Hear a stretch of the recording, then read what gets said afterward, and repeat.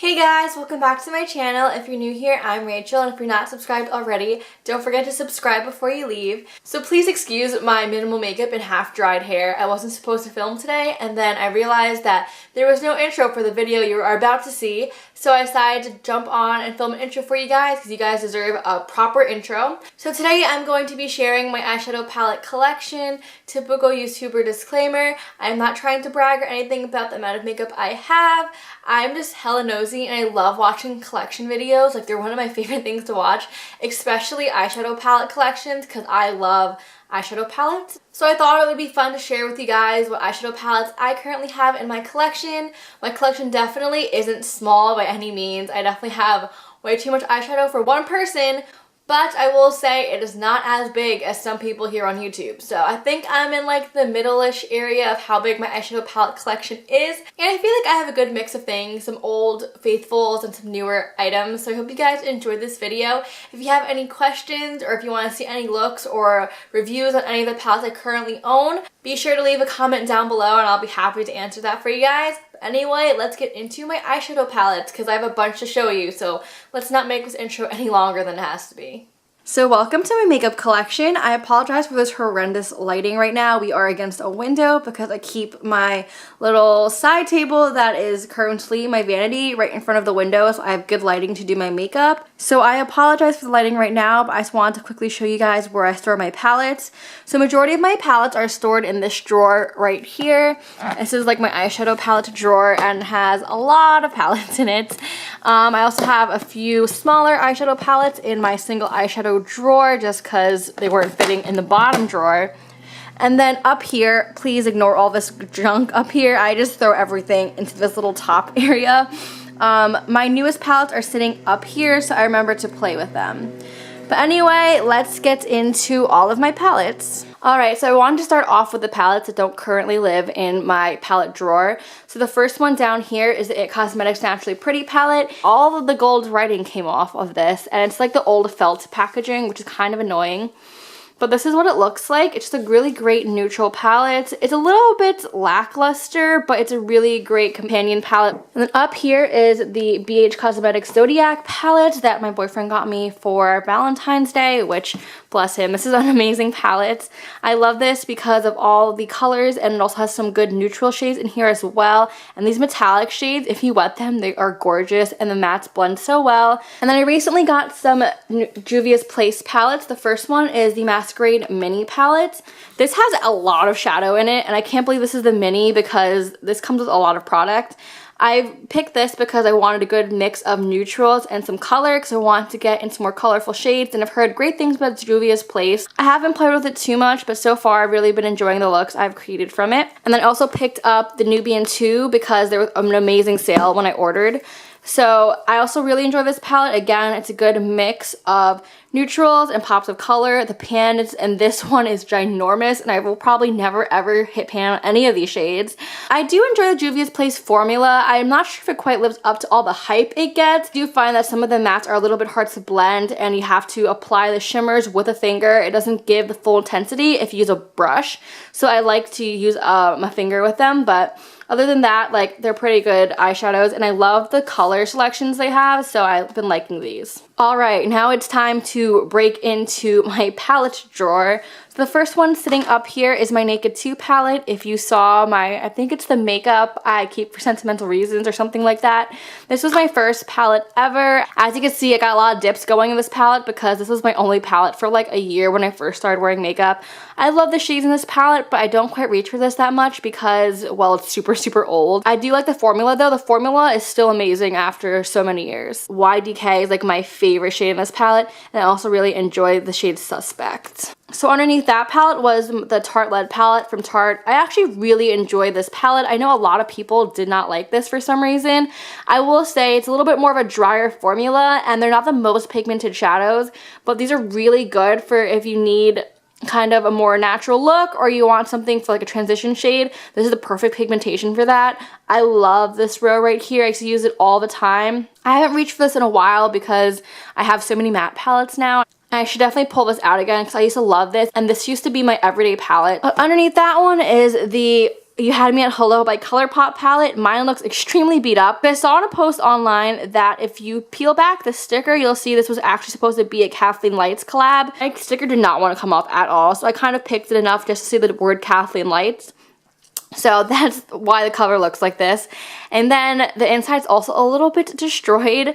So I saw online that if you take out the styrofoam dividers, it's pretty much a magnetic palette underneath, so I decided to take it out. So I could like put other shades that in this palette if I wanted to. And this would be great for a travel palette, especially since there's like a mirror up here, so that's why I did that. I did not love this palette as much as I thought I was going to like it, but I do really enjoy this shade right here and then this purple. So up here is the Kat Von D Shade and Light eye palette. I believe they discontinued these. I found this at Marshall, which is super exciting. I have the plum one, which it has a bunch of plummy shades. I love this like peachy shade right here, and I really enjoy this purple here. Bought this more for the collector purposes. I didn't own anything from Kat Von D beforehand, so I really wanted to get my hands on one of her eyeshadow palettes. I heard great things about them, and I do really enjoy the formula. The mattes are pretty blendable. So moving on to this palette right here, this is the TooFaced Chocolate Bar palette. I apologize that mine is dirty. So this is what mine looks like. I actually really love this palette. I think this is the perfect neutral palette. I've heard a lot of people say this is overrated, but I actually really enjoy it. The mattes in this blend so well. Like, as you can see, I got a good dip going in milk chocolate and salted caramel, because I love using those in my crease. I love the shade Marzipan all over the lid. I think this has a good range of neutrals. If you were beginning makeup, I would definitely recommend this palette. I wouldn't say it's the best eyeshadow formula I've ever tried, but I do enjoy this palette. Underneath that guy is my Modern Renaissance, which you've heard is amazing from everyone, and it is amazing. I do find that my shadows are a little bit too powdery, which gives me a lot of fallout, which is kind of annoying, but I love the shades. Like these shimmers, Primavera and Vermeer, are amazing and beautiful in the lid. Was it worth the hype? I'm not quite sure, because it was hyped up like crazy. I don't think it deserves that much hype, but I think this is a good palette. So underneath that, I have the Stila, what is this? It's called the Soul palette. And this is such an underrated eyeshadow palette. The pigmentation on these shades is absolutely amazing. These shimmers, like you can apply them with a brush, your finger, they're so super pigmented and metallic. The mattes blend out really well. I really enjoy this palette. This eyeshadow right here is Kitten. It's so gorgeous. Lives up to all the hype that it gets, and really enjoy this palette. And I think these palettes should get a lot more love on YouTube because they're really good palettes. Underneath that one, I have the Makeup Geek, what is this? The In the Nude palette collection they had, which I'm honestly not that in love with. Like, I've asked people, and they said that the shadows in this palette are pretty true to Makeup Geek's regular shadows. These are the first Makeup Geek eyeshadows I've ever tried, and honestly, I feel like they don't live up to the hype that I've heard, like, amazing things about Makeup Geek shadows. And I will agree that the metallic shades, like this one is, I think, what is it, Grandstand, or in the, no, this one's in the Spotlight, and this is Grandstand, which is like, they're like foiled shadows, and they're beautiful. But like the mattes like are okay, like they're not the most amazing mattes I've ever tried. Back here, I have the Meet Matrimony palette. This is an amazing matte palette. I actually really like this because it has a good variety of shades in it, and the pans are huge. Like, you got a good mix of cool tones with this shade down here, this gray and this purple, but you get a good mix of warm tones with like this red and then these two shades right here. Like, I really love this matte palette.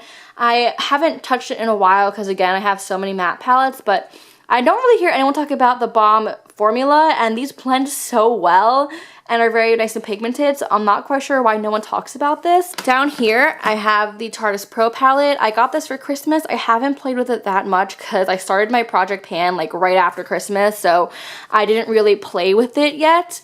But this formula is definitely a lot more different than the one in the Tartelette. Like, this formula is completely different than the Tartelette formula. This one is a lot more dry and hard packed, while the ones in this palette are a lot more creamy, and they definitely have more of a powdery texture to them, which is kind of annoying because I don't like fallout, but these are just as pigmented and blendable as the other Tarte eyeshadows, so I don't mind. And I also really enjoy these metallics here. And this palette smells amazing. I don't know when Tarte added this like sweet scent to it, but I really enjoy it. Alright, so on this side I have the Lorac Unzipped palette.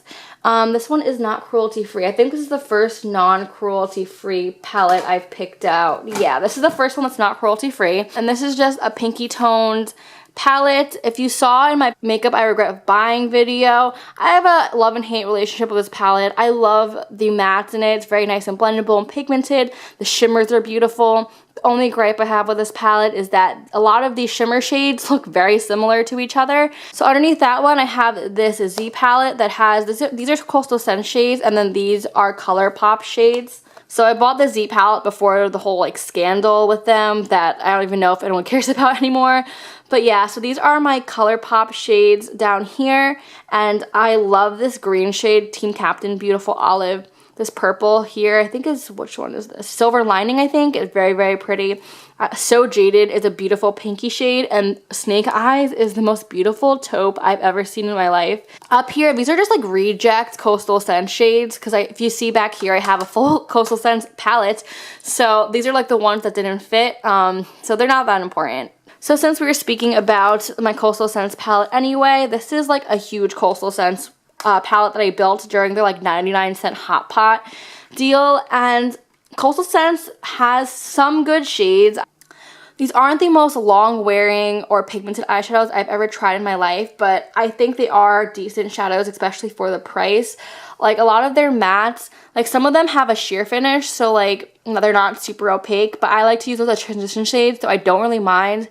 Their shimmers fade on the lids after a couple hours, but they're very, very pretty. And just to shout out some of my favorite shades, this one right here, I don't remember what it's called. Frosty Taupe, I love this shade right here. The shade Sandstorm, I really like. It's like a light kind of taupey beige shade. And then I love using these three as my transition shades. I don't remember what they're called. This one is Light Taupe.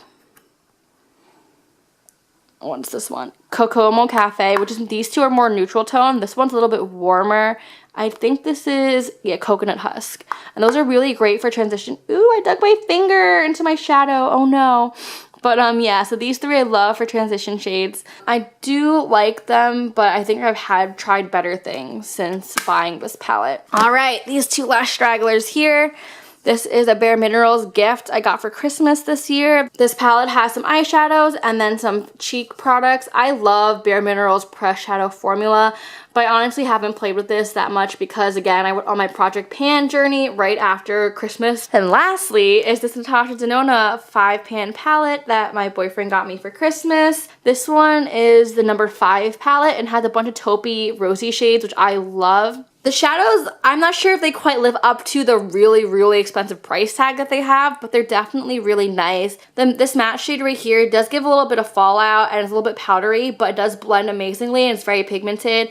And I love all of the shimmer shades in here. They're very pigmented and metallic, so I do enjoy this palette. Alright, and then I have a couple straggler palettes that are in my single eyeshadow drawer, so I'm just going to quickly go through them. I have this Inglot pre-made palette. I don't think Inglot's cruelty-free, sadly. As you can see, I've gotten some good use out of it and have repressed a couple of shades so I broke them. The formula is pretty good. The matte, like, isn't my favorite matte by any means, but this shimmer shade is beautiful. And if you're wondering what shades I have, those are the ones. Pearl 397 is the pinky shade. That's the matte shade, and this is the bronzy shade. So I also have this Smashbox palette that I got in a set for Christmas. This one is the Ablaze palette. Honestly, I don't understand the hype that these palettes got when they first came out, because the formula is like okay, it's not amazing. The shimmers are kind of like lackluster, and the mattes are kind of like meh. And I did mention this in my products I regret buying video. Underneath all those, I have another Coastal Scents palette because I went crazy with the Hot Pots. These shades didn't fit in my bigger one, which is why they're in here. And they're like the ones I use the least, so they just chill in here. Nothing special in here. I have this little tiny palette I got from Japan when I was in the airport from the brand Bridget. I don't believe this is cruelty-free either. But yeah, they're really cute. They're like more like glitter top coats than actual pigmented shadows. But it's super cute because there's a cat and I like cats. So that's the main reason why I bought this. I have a Dior Quint, which I bought before I went cruelty-free because Dior does test on animals. This is the shade Cure Canage. I'm totally saying that wrong. But I purchased this because Tiffany D here on YouTube recommended this, and honestly really love this eyeshadow quince. I love this taupey shade and this purpley shade right here. I don't think it's the best eyeshadow I've ever tried. Like for the price, you know, I've tried better eyeshadow palettes, but this isn't bad. And last but not least, this is my Comfort Zone eyeshadow palette. This is the OG original one. I haven't picked up the new one because it doesn't make sense if I have this one, right? So everyone has pretty much seen this if you've been on YouTube for even a second. And yeah, I really do like this eyeshadow palette. I think it has a good mixture of like colorful shades and more neutral shades. I love this peachy shade right here. It's one of my favorite shades. And I love the one that's like a dupe for, I think it's MAC Blue Brown pigment, or is it Max Club? Like this one is actually really pretty. I don't reach for it that much because again, it's an all shimmer palette, so it's like I can't complete a whole look with it. But the formula on this is really great. Alright guys, so those were all the palettes that I currently own that I'm trying to get through and use up. So it's going to take a long time. I have enough eyeshadow to last me like the next 10 years or so. Again, I'm not trying to brag or anything. I really enjoy collection videos. I like seeing them. Alright, so my memory card filled up right as I was doing the outro to this video. So just going to wrap it up right now. I hope you guys enjoyed this video. Don't forget to give it a thumbs up if you liked it and to subscribe if you want to see more videos from me. And I'll see you guys next time. Bye!